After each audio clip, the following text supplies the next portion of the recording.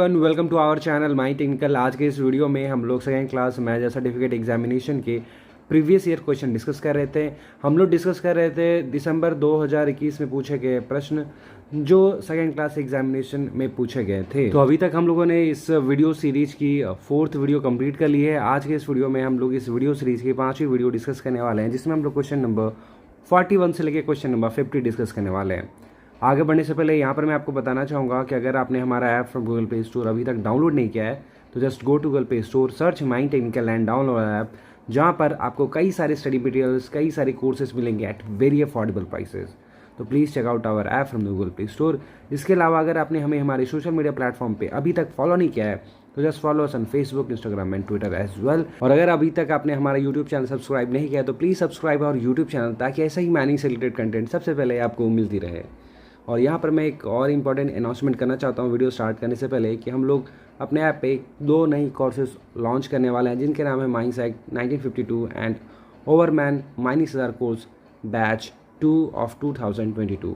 तो जी हाँ, माइंडसेट का कोर्स जो होगा काफ़ी अफोर्डेबल प्राइसेस पे जल्द लॉन्च कर दिया जा रहा है हमारे ऐप माइंड। आज का पहला सवाल है इस वीडियो का कि according to definition of CMR which of the following is defined as mechanical ventilator used below ground for boosting the whole current of air passing along the intake or return airway of a mine or a ventilating district। यहाँ spelling ventilation district का गलत है, please आप इसको ignore कर लीजिए।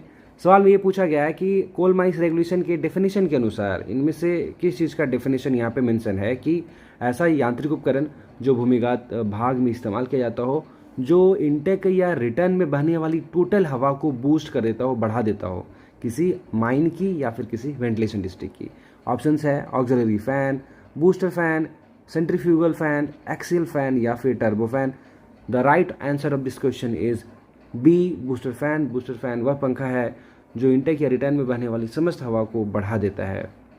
चलिए आगे बढ़ते हैं नेक्स्ट सवाल की तरफ, जो कि है क्वेश्चन नंबर 42 में पूछा गया कि द ओनर, एजेंट और manager shall return a copy of the contravention form within dash days showing action taken remedy the contravention. ये सिंपल सा क्वेश्चन था जो हूबहू ऐसा ही सवाल में पूछा गया था।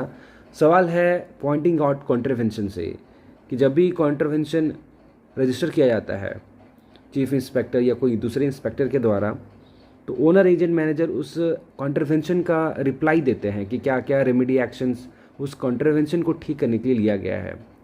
ये जो रिप्लाई देना रहता है ओनर, एजेंट, मैनेजर को, वो कितने दिनों के अंदर देना रहता है। कॉन्ट्रवेंशन मेंशन हो जाने के कितने दिनों के अंदर ओनर, एजेंट, मैनेजर को, चीफ इंस्पेक्टर या इंस्पेक्टर को रिप्लाई देना होता है कि क्या क्या कॉन्ट्रवेंशन को ठीक करने के लिए हम लोग किए हैं। तो ये आपको बताना है। सवाल में ये पूछा गया है कि कितने दिनों के अंदर ये रिप्लाई दिया जाता है।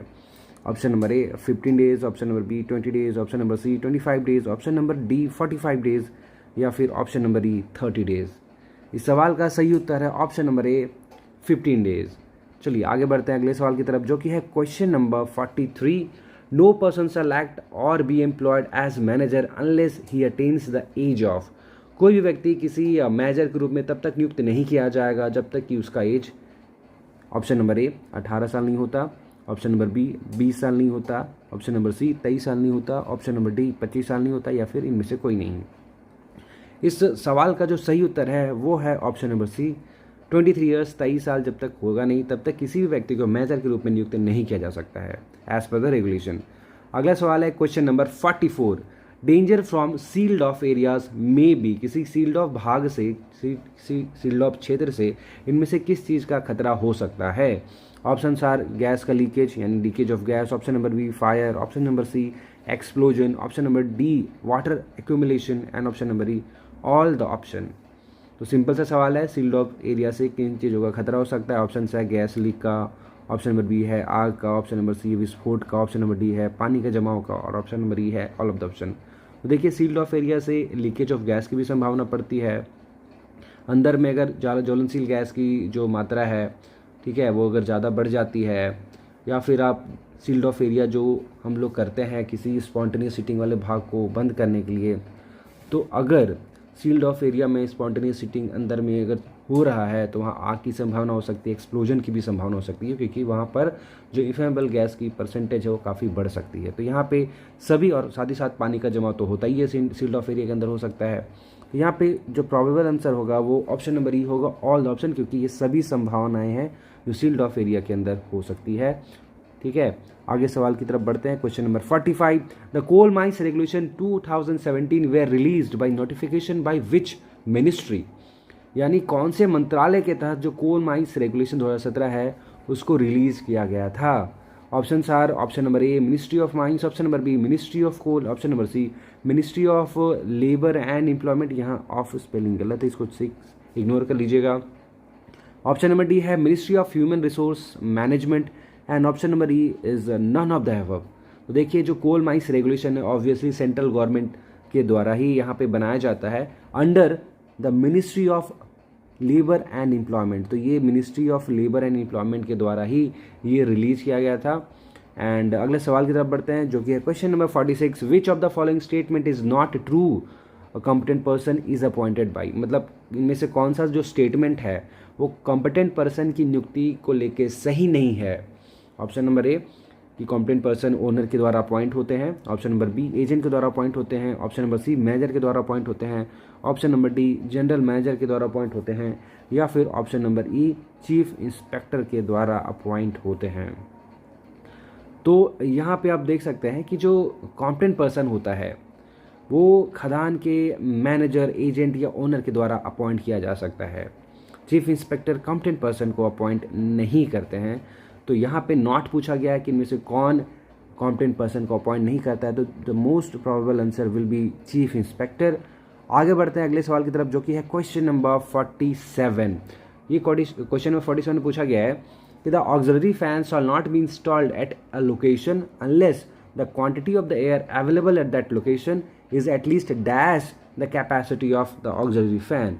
मतलब ऑक्सिलरी फैन को उस जगह में तब तक इंस्टॉल नहीं करना है जब तक कि उस जगह पे जहाँ पे आपको ऑक्सिलरी फैन इंस्टॉल करना है उसमें बहने वाली हवा ऑक्सिलरी फैन की जो क्षमता का कितना गुना तब तक नहीं होगा जब तक आपको ऑक्सिलरी फैन वहाँ पे उस लोकेशन पे इंस्टॉल नहीं करना है। मैं इसको एक डायग्राम में समझाता हूँ। सपोज आप चाहते हैं कि इस एरिया में यहाँ पे आप चाहते हैं कि ऑक्सिलरी फैन यहाँ पे आप बिठाएँ।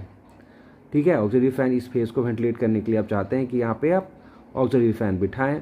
तो सवाल में पूछा गया कि जिस जगह भी अगर आपको ऑक्सिलरी फैन बैठाना है तो उस जगह जो वह जहाँ पे आप बैठाने वाले हैं वहाँ पे जो एयर होनी चाहिए वो इस ऑक्सिलरी फैन की क्षमता का कितना गुना होना चाहिए। हवा पूछा गया है कि हवा कितना होना चाहिए इस लोकेशन पे जहाँ पे ऑक्सिलरी फैन आप बैठाने वाले हैं, ऑक्सिलरी फैन की क्षमता का कितना गुना होना चाहिए। तो इसका राइट आंसर है यहाँ पे जो बहने वाली जो हवा होनी चाहिए वो इसके डबल होनी चाहिए, यानी ऑक्सिलरी फैन की जो क्षमता है उसके डबल यहाँ पे हवा होनी चाहिए। तो आंसर क्या होगा? Option number A double. अगले सवाल की तरफ बढ़ते हैं जो कि है question number 48। Of the biggest coal dust explosion in Indian history occurred at Dhori colliery in May 1965, 255 deaths. Rajmahal open cast mines 2016, 23 deaths. GD की 7 LEP 2001 जिसमें 17 डेथ हुई। डोरली SSCL एक्सीडेंट जिसमें 1965 में ये हुआ था और 265 यहाँ पे डेथ्स हुई थी। तो यहाँ पे सवाल पूछा गया था कि कोल डस्ट एक्सप्लोजन हुआ है भारतीय इतिहास में सबसे बड़ा, तो कौन सी खदान में हुआ है? तो इसका सही उत्तर है धोरी कोलियरी में 1965। पर यहाँ पे जो एक्सीडेंट का जो डेट है आई एम नॉट श्योर कि 255 ही है, बट धोरी कोलियरी जो है भारतीय माइनिंग इतिहास में सबसे बड़ा कोल डस्ट का एक्सप्लोजन इसी खदान में हुआ था और इसमें मारे गए लोगों की संख्या अप्रॉक्स 250 प्लस थी। तो I am confuse with option number E. Option number ई भी हो सकता है अगर हम लोग नंबर ऑफ फैटलिटीज़ जो है अगर हम लोग देखेंगे एग्जैक्ट कितना है तो मे बी ये ऑप्शन नंबर ई भी हो सकता है। बट धोरी कोलरी में सबसे बड़ा कोल डस्ट एक्सप्लोजन हुआ था, तो मे बी ए और ई में इसका राइट आंसर है। देखना होगा डीजेएमएस ने किस ऑप्शन को यहाँ पे पिक किया है। नन भी हो सकता है क्योंकि एग्जैक्ट फिगर यहाँ पे 255 नहीं था। इस सवाल को वेरीफाई करने के लिए मैं यहाँ पे गूगल का सहारा लूँगा। मैं इनविस के पोर्टल पे जाके चेक करूँगा कि यहाँ पे कोल डस्ट एक्सप्लोजन जो एग्जैक्ट नंबर ऑफ़ फैटलिटीज़ है वो कितना है। अगर वो मैच करता है 255 से तो आंसर विल बी 255। अगर ये मैच नहीं करता है तो answer should be option number ई। तो आप देख सकते हैं, मैं स्क्रीन में यहाँ पे दिखा रहा हूँ कि ये जो पोर्टल है वो कहाँ का है।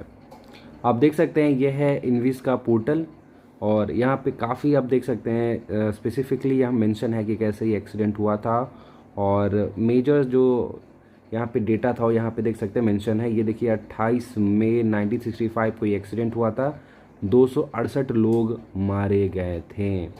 उस समय जो ओनर था वो बोकारो एंड रामगढ़ लिमिटेड का कोई माइंस होगा, वही ओनर था। और यहाँ पे देख सकते हैं कि ये बिगेस्ट डिजास्टर है in the history of coal mining. अगर हम लोग कोल डस्ट एक्सप्लोजन की बात करें तो बिगेस्ट कोल माइनिंग जो डस्ट एक्सप्लोजन होता है उसका ही सबसे बड़ा डिजास्टर है। यहाँ पे नंबर ऑफ़ फैटेलिटीज़ देख सकते हैं, यहाँ पे कितना है 268 है। तो उस हिसाब से जो सही उत्तर होना चाहिए इस सवाल का वो होना चाहिए नन। तो यहाँ पे देख सकते हैं इस सवाल का सही उत्तर होना चाहिए ऑप्शन नंबर ई नन, क्योंकि यहाँ पे नंबर ऑफ़ फैटेलिटीज़ मैच नहीं कर रहा है to the actual number of deaths. आगे बढ़ते हैं question number 49। Every application for competency examination shall be accompanied by the following certificates or documents। जब भी आप किसी डीजीएमएस के एग्जामिनेशन के लिए आप अप्लाई करते हैं, कॉम्पिटेंसी एग्जामिनेशन के लिए आप एप्लीकेशन अप्लाई करते हैं, तो इन एप्लीकेशन के साथ कुछ सर्टिफिकेट या डॉक्यूमेंट भेजा जाना चाहिए। बताना है इस सवाल में कि कौन सा डॉक्यूमेंट यहाँ पे आपको भेजना पड़ेगा। Option number A certificate of age, option number B certificate of fitness, option number C character certificate, option number D experience certificate, और option number E domicile certificate. यहाँ पे आई गेस ये क्वेश्चन में थोड़ा मिसप्रिंट है। इस सवाल में ये पूछा जाना चाहिए कि इनमें से एप्लीकेशन को अप्लाई करते समय इनमें से क्या नहीं भेजा जाना चाहिए। सवाल नॉट भी यहाँ पे होना चाहिए, जबकि यहाँ पे जो सवाल है वो दे दिया है एक्कम्पनाइड, क्योंकि ये सभी के सभी जो है ना, जब भी आप सर्टिफिकेट ऑफ कॉम्पिटेंसी एग्जामिनेशन भरते हैं ऑनलाइन तो आपको ये सारा सर्टिफिकेट आपको देना पड़ता है। लाइक सर्टिफिकेट ऑफ एज के लिए आपको 10 सर्टिफिकेट देना पड़ता है, मेडिकल फिटनेस के लिए आपको सर्टिफिकेट देना पड़ता है, कैरेक्टर सर्टिफिकेट देना पड़ता है, एक्सपीरियंस सर्टिफिकेट भी देना पड़ता है सर्टेन एग्जामिनेशन पे, और ये डोमिसाइल सर्टिफिकेट नहीं लगता है। तो यहाँ पे क्वेश्चन करेक्ट करके यहाँ पे नॉट होगा, तो सही उत्तर जो है इस सवाल का वो ऑप्शन नंबर ई होगा। आगे बढ़ते हैं आज की इस वीडियो के सबसे आखिरी सवाल की तरफ, जो कि है question number 50। The floor area of the rest shelter shall not be, यहाँ पे टाइपिंग मिस्टेक हो गया, शेल्टर होगा यहाँ पे टी। तो इस सवाल का जवाब तो मैं नहीं देने वाला, ऑप्शन यहाँ पे आपके सामने मैं बताता हूँ। फ्लोर एरिया जो फर्श का जो क्षेत्रफल होना चाहिए किसी रेस्ट शेल्टर का वो कम से कम कितना होना चाहिए। Option number A 10, option number B 14, option number C 15, option number D 20, या फिर ऑप्शन नंबर ई 26। इस सवाल का सही उत्तर आपको ही बताना है। Comment on the answer in the comment section, और इस सवाल का जो सही उत्तर होगा मैं आपको अगले वीडियो में प्रोवाइड कर दूंगा। फिलहाल के लिए आप इस सवाल का सही उत्तर कमेंट बॉक्स में बता सकते हैं। इसी के साथ मैं इस वीडियो को यहाँ पे एंड करता हूँ। मिलता हूँ एक और ऐसे ही वीडियो में। टिल देन एज ऑलवेज, जय हिंद, जय भारत।